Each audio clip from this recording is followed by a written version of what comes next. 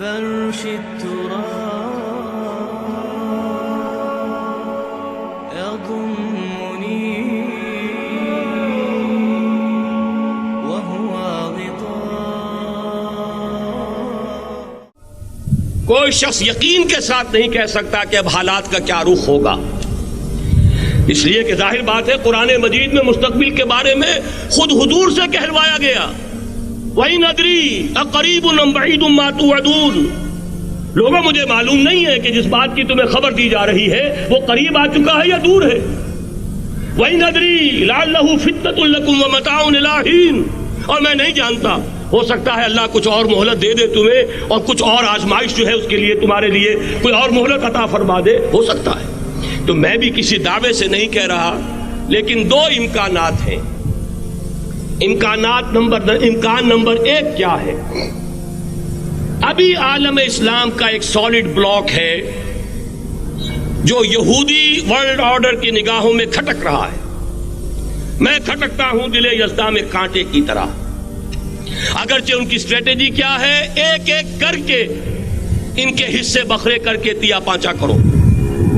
ابھی وہ بلاک کون سا ہے؟ ایران ہے، افغانستان ہے، پاکستان ہے، اور روسی ترکستان سے آزاد ہونے والی جو ریاستیں ہیں. یہ ایک سالڈ بلاک. یہ عجمی مسلمان عربی نہیں، عربی گئے، یہ نوٹ کر لیجئے. اس لیے کہ عربوں کو اللہ نے فضیلت دی تھی، محمد ان میں سے تھے صلی اللہ علیہ وسلم، یہ رتبہ بلند ملا جن کو مل گیا. لیکن ساتھ ہی اللہ نے دھمکی بھی دے دی تھی سورہ محمد میں، ان تتولوا یستبدل قوما غیرکم. اگر تم پیٹھ دکھا دو گے اس مشن کو جو ہم نے تمہارے حوالے کیا ہے، تمہیں ہٹائیں گے، کسی اور کو لے آئیں گے. اور یہ بات ہو چکی ہے 13ویں صدی عیسوی میں. 1258 میں جب سقوط بغداد ہوا ہے، عربوں کے ہاتھ سے عالم اسلام کی قیادت چھین لی گئی، معزول کر دیا. اس کے بعد قیادت کن کے ہاتھوں میں آئی؟ ترکوں کے ہاتھ میں. ترکان تیموری ہندوستان میں، ترکان صفوی ایران میں، ترکان سلجوقی مڈل ایسٹ میں، اور ترکان عثمانی کا تو کہنا ہی کیا ہے. وہ ایشیا مائنر سے چل کر آپ کو معلوم ہے کہ مشرقی یورپ کا کتنا بڑا علاقہ، دی گریٹ آٹومان امپائر کی صدی کے آغاز تک قائم تھی. اس صدی میں عجیب عجیب معجزے ہوئے ہیں. گریٹ آٹومان امپائر جو 3 بر اعظموں پر محیط، نام و نشان ختم. دی گریٹ USSR، نام و نشان ختم. اب تو روس صاحب ایک ملک کی حیثیت سے رہ گئے. یہ اس صدی میں دو اور وقت نہیں ہے میں اور آپ کو کیا بتاؤں. اس صدی میں تو بڑے بڑے عجیب عجوبے ہوئے ہیں. بڑی 2 عظیم جنگیں ہو چکی ہیں، تیسری جو ہے سر پر کھڑی ہے، دور نہیں ہے، جس کو حدیث میں کہا گیا ہے الملحمۃ العظمی، تاریخ انسانی کی عظیم ترین جنگ. اور وہی صلیبی جنگ جس کا آغاز بوسنیا سے ہو چکا ہے. بہرحال اس وقت جو میں کہہ رہا تھا، ورنہ میرے پاس تو یعنی یہ کہ درد دل کہنے کے لیے وقت نہیں ہے، مجھے اپنی بات کو محدود کرنا پڑ رہا ہے.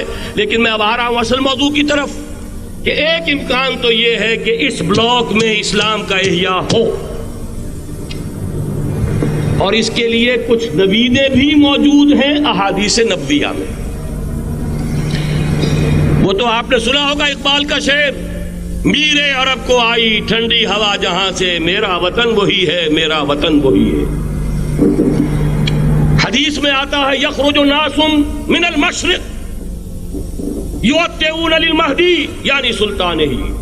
مشرق سے فوجیں نکلیں گی یہ جو کہ مہدی کی حکومت قائم کریں گی، اور یہ ہوں گے حضرت فاطمہ کی نسل ہی سے رضی اللہ تعالی عنہا.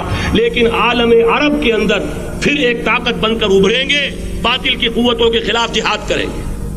لیکن ان کو مدد آئے گی 2 طرف سے. ایک زمینی مدد آئے گی مشرق سے، ایک آسمانی مدد آئے گی. عیسیٰ ابن مریم کا نزول، حضرت مسیح علیہ الصلوۃ والسلام جو زندہ آسمان پر اٹھائے گئے تھے نازل ہوں گے.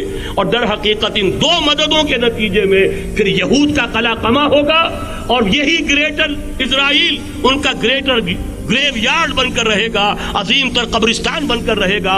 اس کی بڑی واضح حدیثیں موجود ہیں، اس کی بڑی تفصیلی خبریں موجود ہیں. یہ احادیث کی کتب کے اندر بدقسمتی سے ہماری اس کی طرف توجہ نہیں. ایک تو یہ ہو سکتا ہے. اسی طریقے سے ایک اور حدیث ہے، یخرج من خراسان رایات سود اور یہ مسلم شریف کی روایت ہے، نوٹ کیجئے گا، نہیں ترمذی شریف کی روایت ہے، یخرج من خراسان آیات سود لا یردھا شیء حتی تنصب بإیلیا. اور خراسان حضور کے زمانے میں آج کے افغانستان کا نام تھا. جتنا خون یہاں پر خلوص کے ساتھ دیا گیا ہے اس کی مقدار بھی کم نہیں ہے. یہاں سے خیر برآمد ہوگا. اور دوسری بات اپنے بارے میں نوٹ کر لیجئے، یہ پاکستان، بچا کھچا Pakistan, what remains of Pakistan, یہ اصل میں ہے کیا؟ مولانا بہت خوبصورت انداز میں فرما رہے تھے، یہ 313 نہیں تھے، اسلام تھا.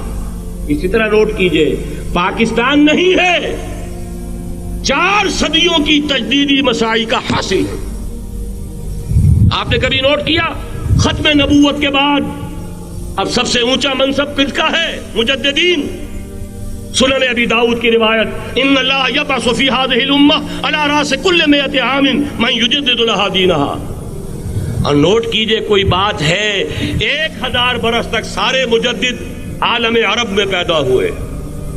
جیسے ہی دوسرا 1000 سال شروع ہوا، الف ثانی کا مجدد اعظم شیخ احمد سرہندی کہاں تھا؟ صنم خانہ ہند میں حاضر ہوا. میں شیخ مجدد کی لحد پر، وہ خاک کے ہے زیر فلک مطلع انوار، گردن نہ جھکی جس کی جہانگیر کے آگے، جس کے نفس گرم سے ہے گرمی احرار. وہ پھر 12ویں صدی کا مجدد اعظم امام الہند شاہ ولی اللہ دہلوی، 13ویں صدی کا مجدد اعظم سید احمد بریلوی، اس کے خون کا امین اور اس کے ساتھ کے شہداء کے خون کا امین، ان کے جسموں کا امین آپ کا خطہ ہزارہ، آپ کا خطہ سوات، اس میں ان کی جانیں ہیں جو دی گئی ہیں. اور وہ نہایت میں آپ سے عرض کر دوں، دور صحابہ کے بعد اتنا خالص اسلامی جہاد پوری مسلمان تاریخ میں نہیں ملے گا جتنا وہ تحریک شہیدین کا. 14ویں صدی ہجری میں شیخ الہند جیسا مجاہد اعظم کہ انگریز نے گرفتار کر کے قید بھی کیا ہے، تو کہاں؟ ہندوستان میں نہیں، کہاں؟ جزیرہ سائرس، کیا نام تھا؟ مالٹا، جزیرہ مالٹا بحر روم میں. اقبال کے نفس سے ہے لالے کی آگ تیز، ایسے غزل سرا کو چمن سے نکال دو. کہیں ہندوستان کی کسی جیل میں ہوا تو شاید اس کے نفس کی گرمی ہی سے کوئی حرارت پیدا ہو جائے. اور اسی صدی میں 14ویں صدی ہجری میں اقبال جیسا مفکر، اسی 14ویں صدی ہجری میں مودودی جیسا مصنف، اسی 14ویں صدی ہجری میں مولانا الیاس جیسا مبلغ رحمہم اللہ، عظیم شخصیتیں.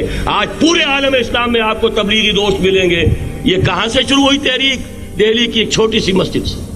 وہ مسجد بنگلے والی اب تو بڑی عالیشان ہو گئی ہے، جب وہاں شروع ہوا تھا کام بڑی چھوٹی سی مسجد. یہ سارے کام یہاں کیوں ہوئے؟ پورا عالم اسلام آزاد ہوا، کہیں نعرہ اسلام کا نہیں لگا، کہیں عرب قومیت پر، کہیں کسی اور عصبیت پر تحریکیں چلی ہیں. صرف تحریک پاکستان تھی کہ پاکستان کا مطلب کیا؟ لا الہ الا اللہ. کوئی سبب ہے کہ یہاں قرارداد مقاصد پاس ہوئی، حاکمیت اللہ کی ہے کہ اکبر نام لیتا ہے خدا کا اس زمانے میں. یہ سارا ماضی سامنے رکھیے اور حضور کی دی ہوئی پیشن گوئیوں کا مستقبل سامنے رکھیے. ان دونوں سے ثابت ہوتا ہے اس خطہ ارضی سے کچھ ہونا ہے.